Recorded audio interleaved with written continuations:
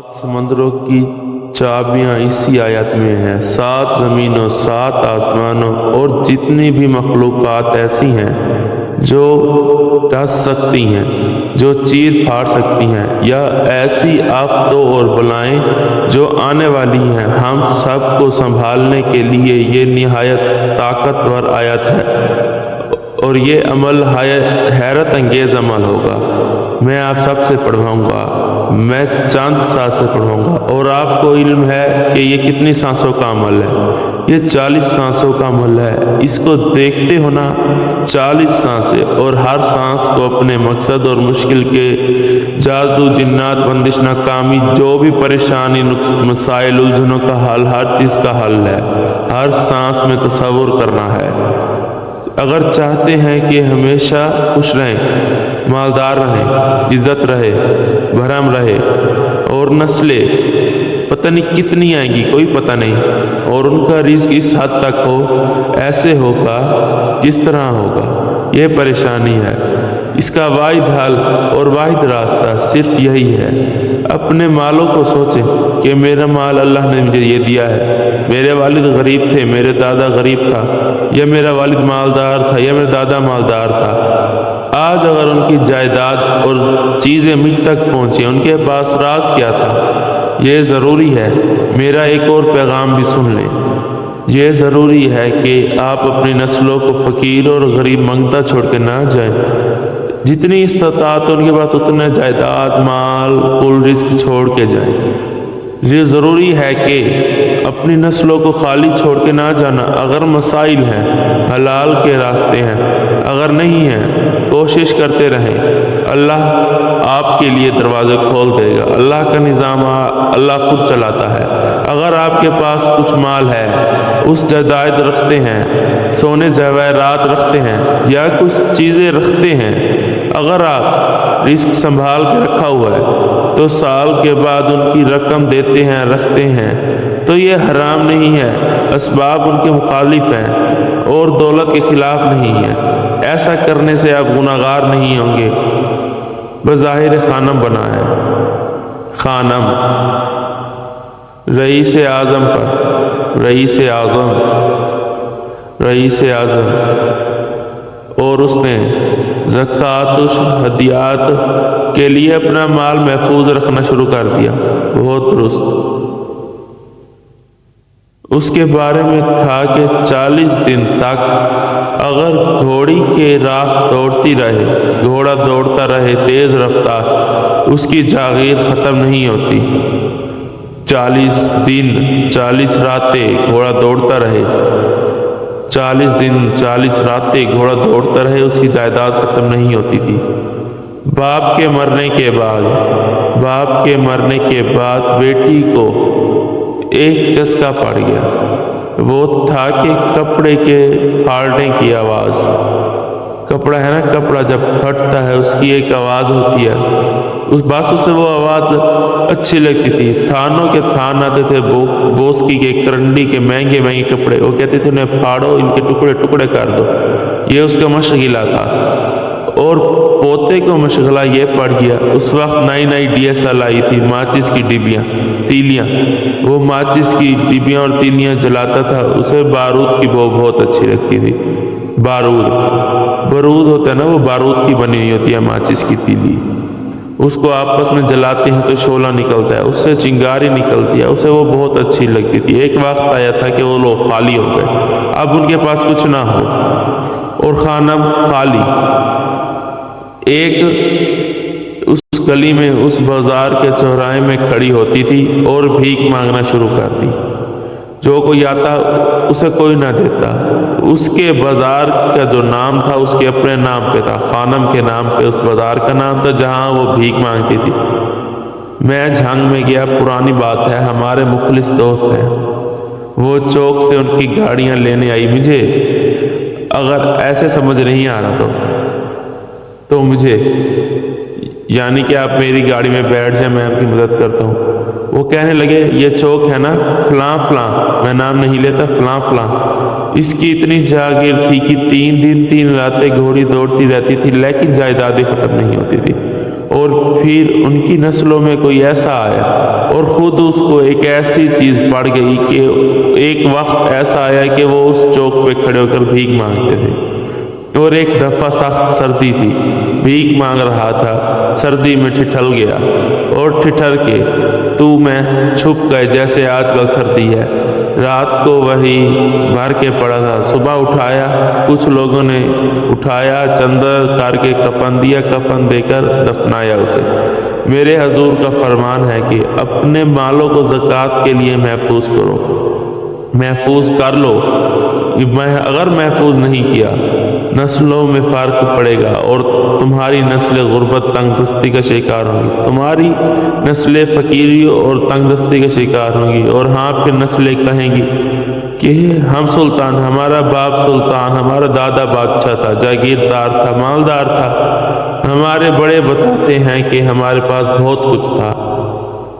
زندگی بھر کے لیے فقر و فاقہ، غربت تنگ دستی سے اگر چھٹکارا چاہتے ہیں، غیب سے اللہ کا نظام ایسا چلے گا کہ آپ خود حیرت انگیز میں رہ جائیں گے۔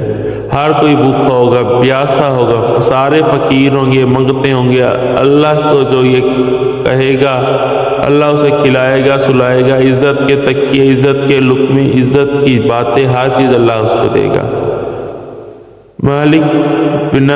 مالک میرا رحمت للعالمین ہے، اللہ کے ولی تھے، حضرت ہدیہ قبول فرمائے، آپ قبول فرما لیتے تھے، کسی کو انکار نہیں کرتے تھے۔ میں نہیں لیتا، تیرا رزق حلال نہیں ہے، دیکھ کے فرما دیا اس شخص کو تیرا رزق حلال نہیں ہے، دیکھ کے فرما دیا اس شخص کو تیرا رزق حلال نہیں ہے۔ اس نے کہا حضور حلال ہے، فرمایا نہیں ہے، تو اچھا ہے، فرمایا ایسا کر، یہ رزق لے جا جو مجھے ہدیہ دیتا ہے، تجھے سب سے زیادہ جو مستحق ضرورت مند ملے اس کو دے دے، دینے کے بعد اس کا پیچھا کر، ان پیسوں سے وہ کرتا کیا ہے؟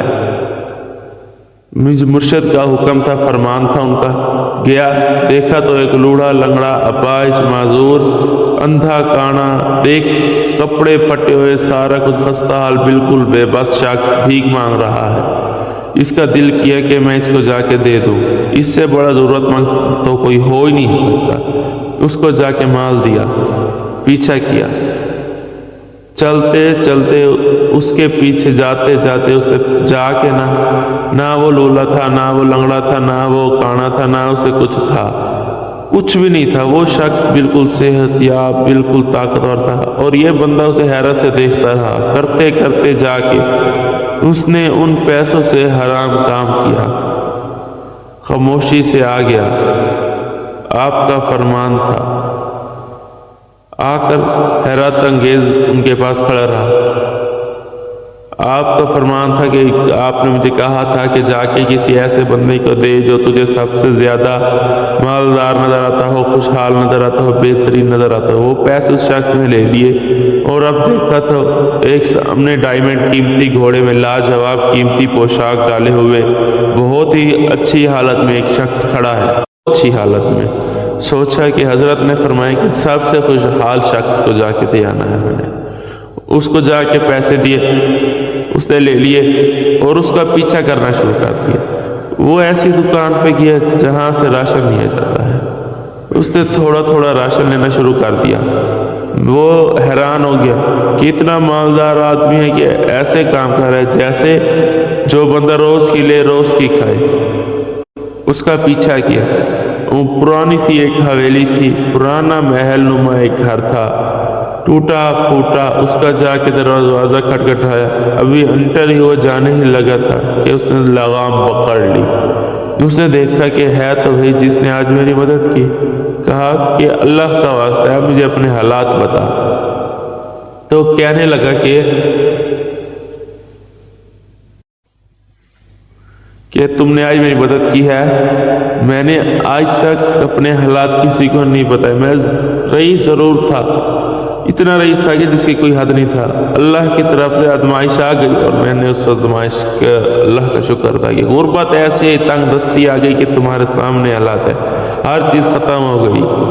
کئی دنوں سے میں بھی بھوکا ہوں، میں بہت پریشان ہوں اور میں نے یہ کپڑے سنبھال کے رکھے ہوئے ہیں، یہ ایک لباس رکھا ہوا ہے، باہر اسی لباس میں نکلتا ہوں، کسی کو یہ شک نہ پڑے کہ میں غریب ہو چکا ہوں۔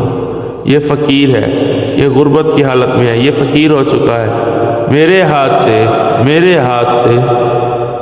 میرے پاس سے کوئی سوال کا دروازہ نہ کھولے، میرے حال سے کوئی سوال نہ کرے کوئی شخص مجھ سے، میں ایسا حال بناؤں کہ لوگ مجھے سواری سمجھیں، لوگ مجھے دیکھیں تو وہ مجھے سے حیرت انگیز نہ ہوں، وہ سمجھیں کہ میں وہی ہوں جو پہلے ارب پتی تھا۔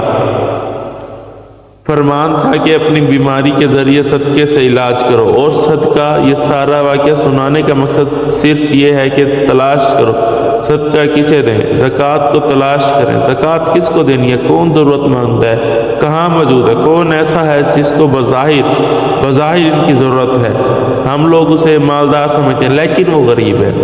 ہوا یہ کہ ایک خیر کے کام کے لیے پیسے جمع کرنے تھے، خیر کے کام کے لیے، اس وقت 24,000 تھا، بہت بڑی رقم تھی یہ، 24,000 مجھے چاہیے تھا، میں بڑا پریشان تھا۔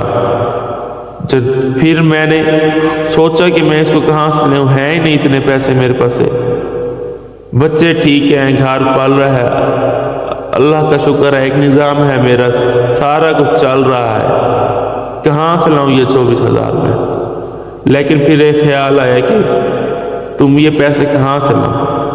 فوراً اٹھا، موٹر سائیکل لے گیا، غالباً مجھے پتا کہ 28,000 کا ہے، یاما موٹر سائیکل بکا، اور بیچنے کے بعد میں نے اٹھا کے سارے پیسے 24,000 ادھر دے دیے، باقی یہ اپنے پاس رکھ لی اور خالی ہو کے بیٹھ گئے اور مصلی بچھا کے بیٹھ گئے، مانگنا شروع کر دی۔ مانگتے مانگتے عالم یہ ہوا کہ میں بڑا حیران ہو گیا، اللہ نے مجھے 4 دن آزمایا،